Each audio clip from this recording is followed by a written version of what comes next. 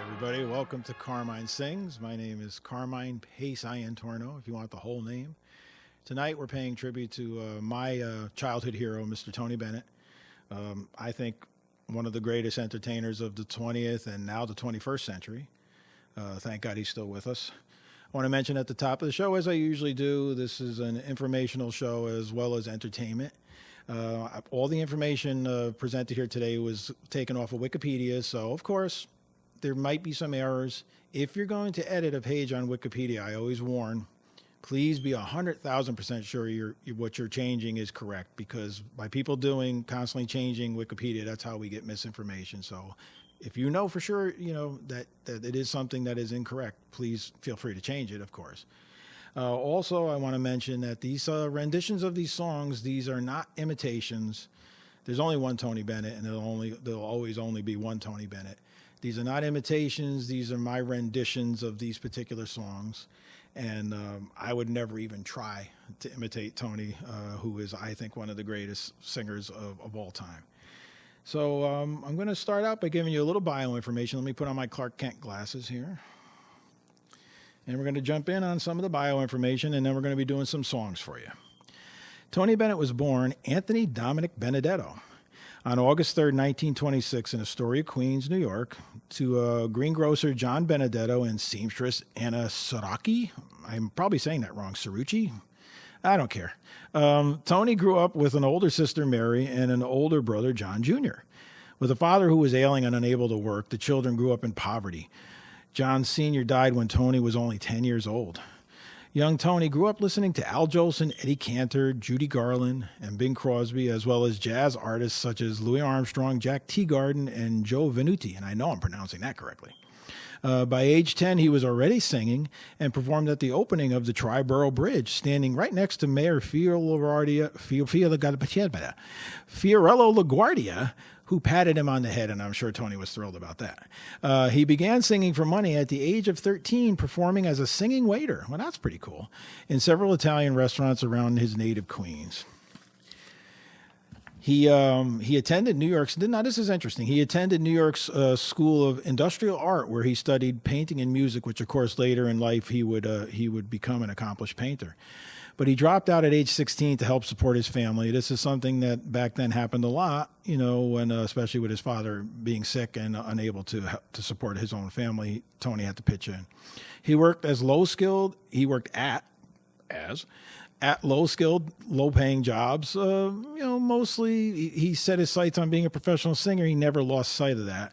And he did eventually return to performing as a singing waiter, playing and winning amateur nights all around the city, and having a successful engagement at the Paramus, New Jersey nightclub,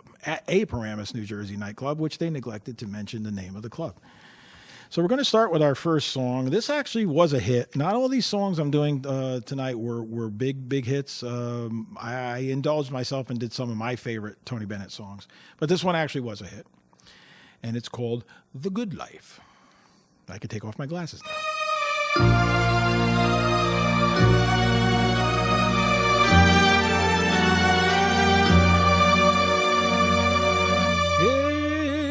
It's the good life, full of fun, seems to be the ideal.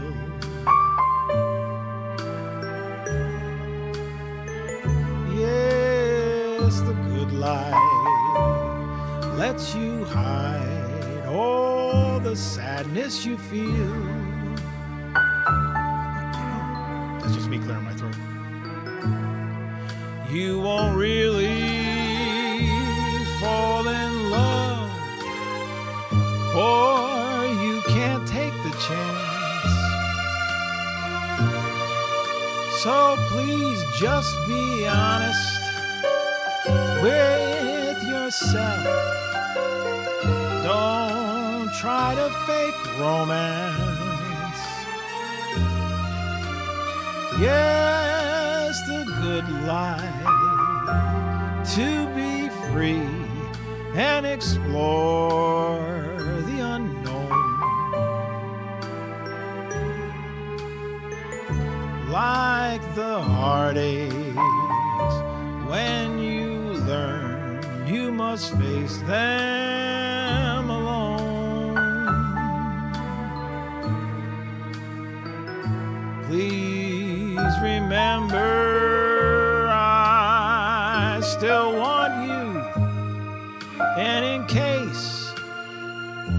You wonder why? Well, just wake up, kiss that goodbye, goodbye.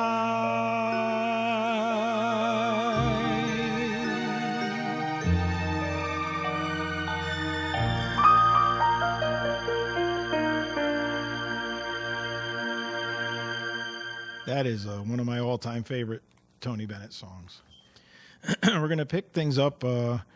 Benedetto was drafted into the United States Army in November of 1944 during the final stages of World War II. In January 1945, he was assigned as a replacement infantryman to the 255th Infantry Regiment of the 63rd Infantry Division. You got enough numbers in there? As of March 1945, when that began, he joined the front line and what he would later describe as a front row seat in hell, which I'm sure is absolutely correct. During his time in combat, Benedetto narrowly escaped death several times. The experience made him a pacifist. Me too. I never was in war. I'm just a coward. At the war's conclusion, he was involved in the liberation of a Nazi concentration camp near Landsberg, where some American prisoners of war from the 63rd Division had also been held. Benedetto stayed in Germany as part of the occupying force, but was assigned to an informal special services band unit that would entertain nearby American forces. That sounds like he must have loved that.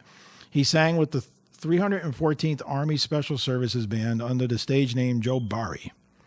Like that. He played with many musicians who would have post-war musical careers.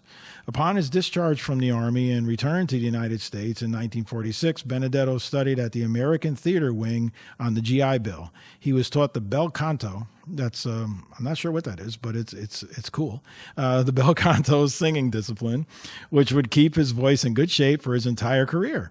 He continued to perform wherever he could, including while waiting tables, which, as of course, I mentioned earlier, he did that earlier on in his career. He made a few recordings as Barry in 1949 for Small Leslie Records.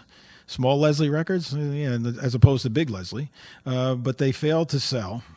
So in 1949, he hooked up with Pearl Bailey, who recognized his talent and asked him to open for her in Greenwich Village. She had invited Bob Hope to the show.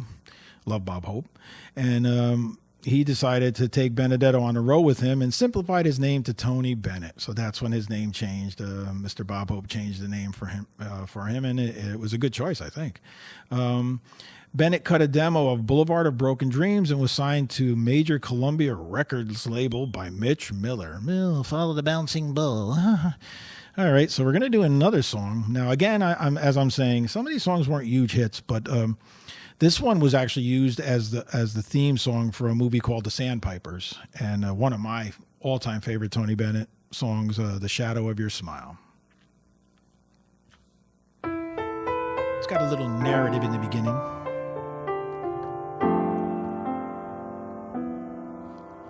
One day we walked along the sand, one day in early spring. You held a piper in your hand to mend its broken wing. Now I'll remember many a day and many a lonely mile, the echo of a piper's song, the shadow of a smile, the shadow of your smile.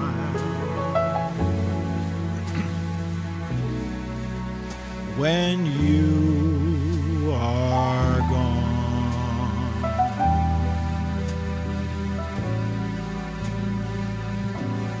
color all my dreams and light the dawn.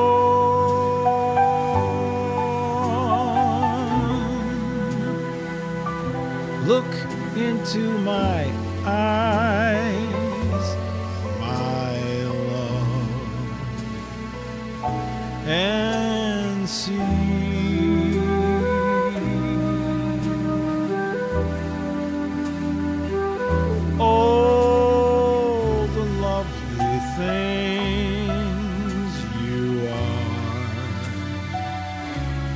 to me. Our wistful little star was far too high.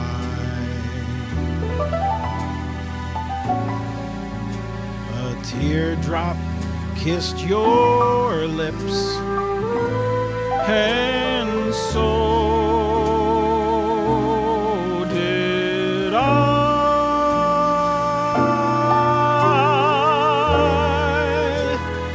Now when I remember spring and all the joy that love can bring,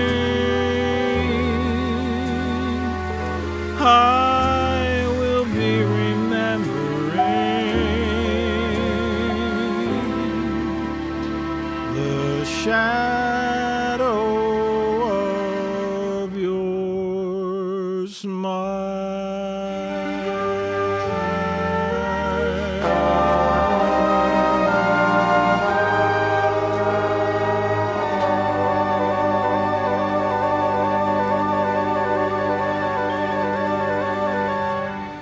Love that flute.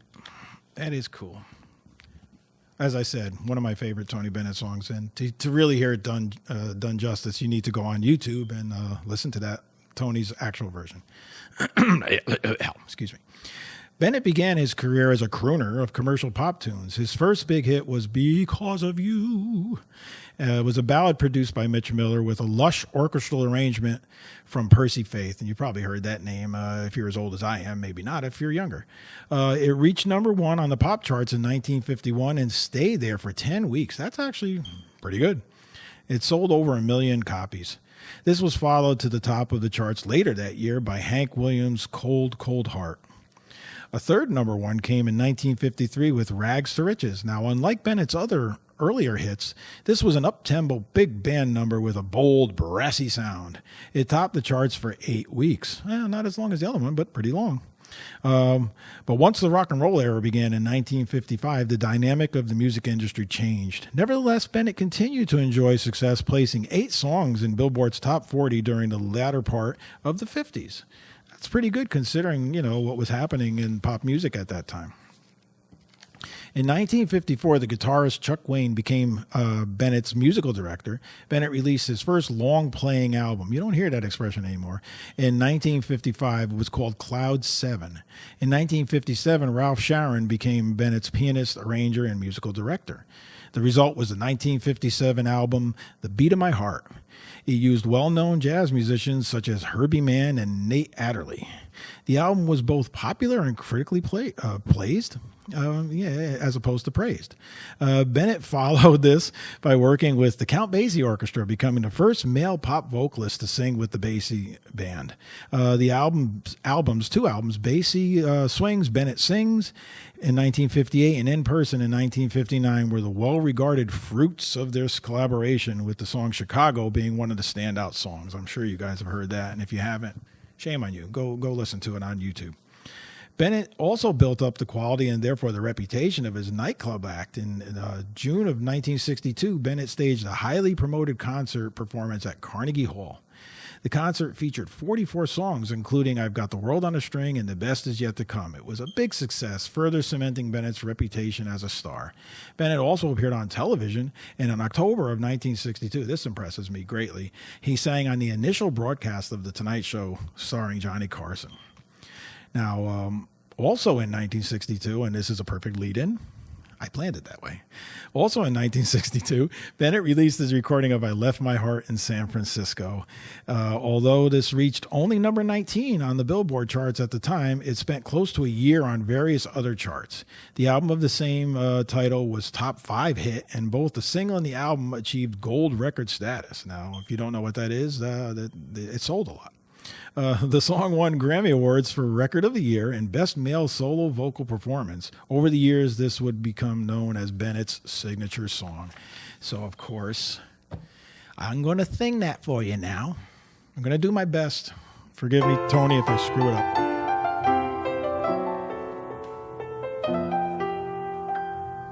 The loveliness of Paris seems somehow sadly gay. The glory that was Rome is of another day. You know, I've been terribly alone and forgotten in Manhattan. I'm going home to my city by the bay.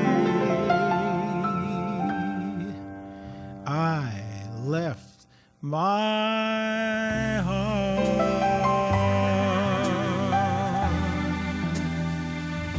in San Francisco.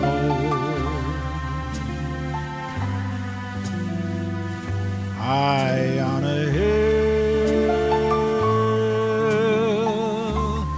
it called to me to be where little cable cars climb halfway to the stars. The morning fog may chill the air. Hey, I don't care. My love waits there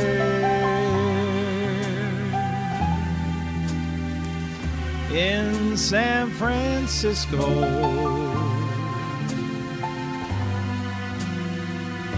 Above the blue and windy sea,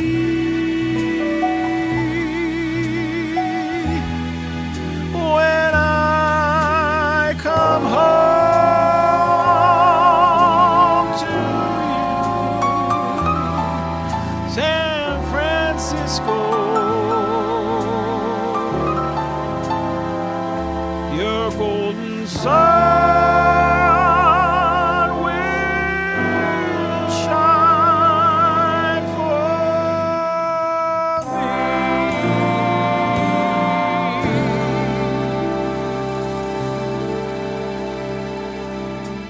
me. God, I love these songs.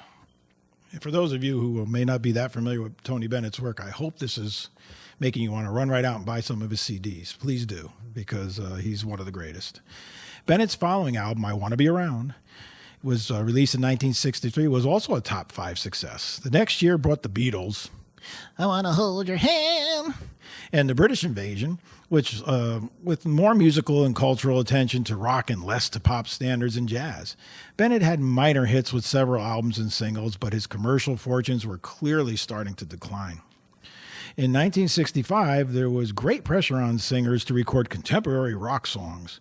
Columbia Records' Clive Davis, a famous producer, suggested that Tony Bennett do the same. Bennett was very reluctant, and when he tried, the results pleased no one. Years later, Bennett would recall his dismay at being asked to do contemporary material, comparing it to when his mother was forced to produce a cheap dress. She was a seamstress, remember? By 1972, he had departed Columbia Records for Verve. Verve. I like that word. Say it again. Verve. That was a division of MGM Records. With his new label, he tried a variety of approaches but found no renewed commercial success. And in a couple more years, he was without a recording contract. Now, if you're a professional singer, that's not a good thing. Taking matters into his own hands, Bennett started his own record company called Improv. Very cool. But Improv lacked a distribution arrangement with a major label, and by 1977, it was out of business. It's tough to buck the big companies. As the decade neared its end, Bennett had no recording contract, no manager, and was not performing many concerts other than Las Vegas, which, lucky for him, they always, loved Tony and still do to this day. In 1979, Bennett called his sons Danny and Day for help. Danny Bennett, an he perspired too, an aspiring musician himself, had foundered as a musician, and his musical abilities were limited. However, he had discovered during his time that he did have a head for business. So Danny signed on as his father's manager. Danny got his father's expenses under control, moved him back to New York, and began booking him in colleges and small theaters. See, very smart. Very smart. The singer had also reunited with Ralph Sharon, as you remember I mentioned earlier, his musical director and pianist. By 1986, Tony Bennett was, I lost my place. By 1986, Tony Bennett was re-signed to Columbia Records, this time with creative control, which every artist, that's what you want. And he released an album called The Art of Excellence. This became his first album to reach the charts since 1972. Danny Bennett felt the younger audiences who were unfamiliar with Tony Bennett's work would respond to his music if given a chance. Accordingly, Danny began, also pronounced began, regularly to book his father on Late Night with David Letterman, one of my favorite shows. This was subsequently followed by appearances on Late Night with Conan O'Brien, The Simpsons, another one of my favorite shows, Muppets Tonight, oh, I love the Muppets, and various MTV musical programs. Pretty cool.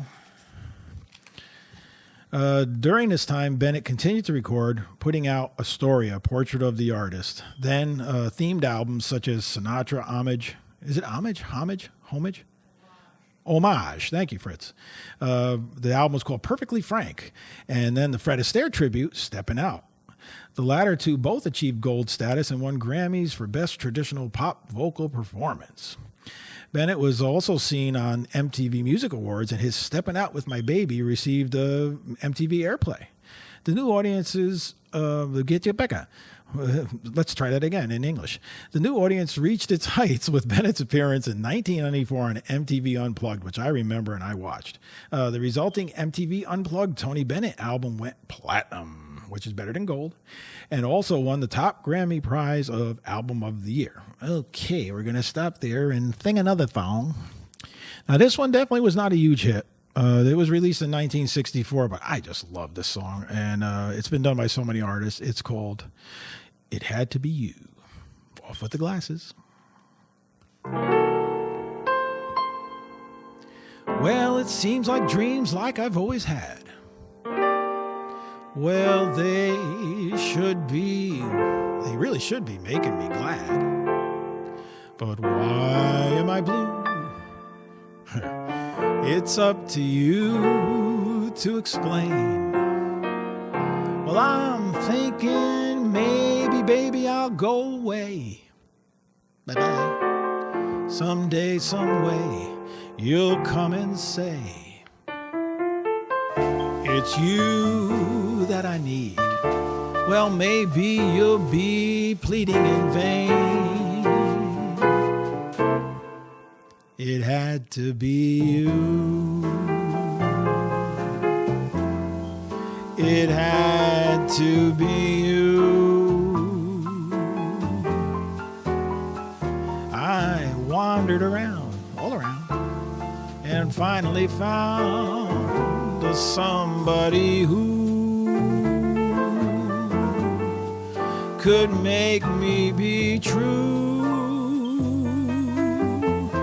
could make me be blue, and even be glad just to be sad, thinking of you. Some others I've seen, they might never be mean. I like 'em mean. Might never be cross or try to be boss, but they wouldn't do for nobody else gave me a thrill. With all your faults, I love you still. It had to be you, wonderful you.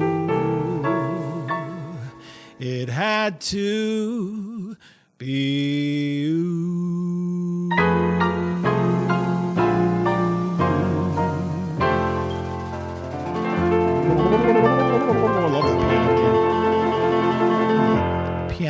had a seizure there. All right, we're going to continue on. Now we're getting into the later years of Tony Bennett, and I'm happy to say no retirement in sight. Tony, hang in there. Bennett continued to record and tour steadily, doing 100 shows a year by the end of the 1990s. I don't think I did 100 shows in my whole lifetime. That's why I'm broke. In 1998, Bennett published The Good Life, the autobiography of Tony Bennett, a series of albums based on themes. Again, he had done theme albums before, if you recall. This time was Duke Ellington, Louis Armstrong, Billie Holiday, blues, and duets. And they all met with great acceptance. And no surprise, because they're great albums. Bennett frequently donates his time to charitable causes. I like this. And so much to the extent that he's sometimes nicknamed Tony Benefit, which I think is very cute. Also, Bennett founded, now this is great, Bennett founded the Frank Sinatra School of the Arts in Queens, a public high school dedicated to teaching the performing arts, which opened in 2001 and would have a high graduation rate, that's what you would want with a school, right? Danny Bennett continued to be Tony's manager, while Day Bennett is a recording engineer who has worked on a number of Tony's projects and who has opened Bennett Studios in Englewood, New Jersey. In August 2006, Bennett turned 80 years old. The following year, Duets, an American classic, reached the highest place ever on the album charts for an album by Bennett and garnered 2 Grammy Awards. Bennett was awarded the National Endowment of the Arts Jazz Masters Award in 2006. Now, this is the highest honor that the United States bestows upon jazz musicians. The year 2008 saw Bennett making 2 appearances on New York State of Mind with Billy Joel at the final concerts given at Shea Stadium. Bennett performed at the conclusion of the final Macworld Conference and Expo for Apple Inc., singing The Best Is Yet to Come and I Left My Heart in San Francisco with no surprise to standing ovations. In 2010, Bennett performed I Left My Heart in San Francisco at AT&T Park before the 3rd inning of Game 1 of the World Series and sang God Bless America during the 7th inning stretch. In September 2011, Bennett released Duets 2, a follow-up to his first collaboration album in conjunction with his 85th birthday. That's kind of cool. The album debuted. It showed up at number 1 on Billboard's 200 chart, making Bennett the oldest living artist to reach the top spot, as well as marking the first time he had reached it himself. My goodness. On October 31st, 2012, Bennett performed I Left My Heart in San Francisco in front of more than 100,000 fans at a City Hall ceremony commemorating the 2012 World Series victory of the San Francisco Giants. In September 2014, Bennett performed for the first time in Israel with his jazz quartet at the Charles Bronfman Auditorium in Tel Aviv. Tel Aviv. I like that. Tel Aviv. It's has a nice ring. Receiving standing ovation again, of course. He also made an album called Cheek to Cheek with Lady Gaga, which debuted at number 1 on the Billboard charts, extending the 88-year-old Bennett's record for the oldest artist to do so. Now we're talking about what I had mentioned earlier. Because of his early education, Bennett has also had success as a painter, done under his real name, Anthony Benedetto, or sometimes just Benedetto. That's classy. He sketches or paints pretty much every day, often views out of hotel windows when he is on tour. He has exhibited his work in numerous galleries around the world. His paintings and drawings have been featured in Art News and other magazines and sell for as much as $80,000 a piece. Oh, man, I never saw that much money in my whole life. I want to end this bio information with a little bit of an actual interview with Tony Bennett himself regarding his music choice. The interview took place in 2010, and what Tony said was, and I'm going to say this exactly as he said it, I'm not staying contemporary for the big record companies. I don't follow the latest fashions. I never sing a song that's badly written. In the 1920s and 30s, there was a renaissance in music that was the equivalent of the artistic renaissance. Cole Porter, Johnny Mercer, and others just created the best songs that had ever been written. These are classics, and finally, they're not being treated as light entertainment anymore. This is classical music. Well, Tony, I agree with you 100% on that. I love those songs. I want to end my performance segment of the show tonight with... Again, other people may have had bigger hits with this song, but this is Tony Bennett's version of I'll Be Seeing You. And again, I want to thank you for tuning in, and I hope you learned something tonight, and I hope you smiled. I hope you had some fun. This is called I'll Be Seeing You.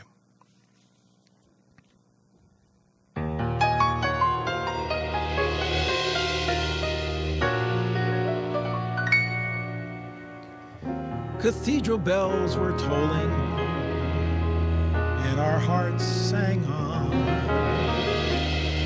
Was it the spell of Paris or the April dawn? Who knows if we shall meet again? But when the morning chimes ring sweet again, sweet again, I'll be seeing you in all the old familiar places that this heart of mine embraces all day through.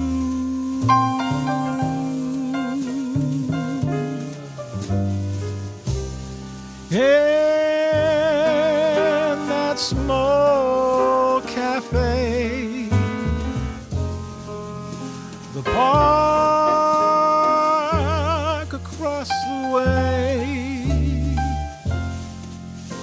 the children's carousel, the chestnut tree, the wishing well, I'll be seeing you in every lovely summer's day,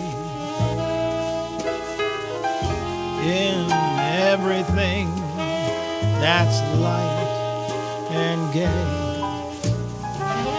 I'll always think of you that way. I'll find you in the morning sun, and when the night is through, I'll be looking at the moon, but I'll be seeing you.